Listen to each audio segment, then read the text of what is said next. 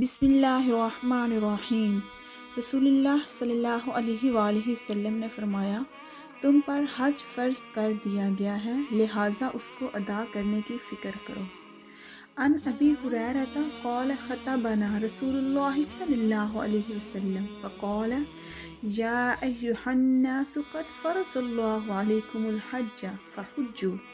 حضرت ابو ہریرہ رضی اللہ تعالیٰ عنہ سے روایت ہے کہ رسول اللہ صلی اللہ علیہ وآلہ وسلم نے ایک دن خطبہ دیا اور اس میں فرمایا کہ اے لوگوں، تم پر اللہ تعالیٰ نے حج فرض کر دیا گیا ہے، لہٰذا اس کو ادا کرنے کی فکر کرو۔ تم پر حج فرض کر دیا گیا ہے، لہٰذا اس کو ادا کرنے کی فکر کرو۔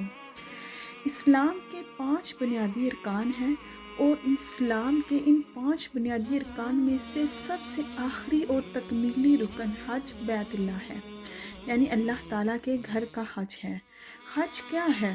ایک معین اور مقررہ وقت پر اللہ کے دیوانوں کی طرح اس کے دربار میں حاضر ہونا، اس کے خلیل حضرت ابراہیم علیہ السلام کی اداؤں اور طور طریقوں کی نقل کر کے ان کے سلسلے اور مسلک سے اپنی وابستگی اور وفاداری کا ثبوت دینا، اور اپنی استعداد کے بقدر ابراہیمی جذبات اور کیفیات سے حصہ لینا اور اپنے آپ کو ان کے رنگ میں رنگنا، اس کو حج کہا جاتا ہے۔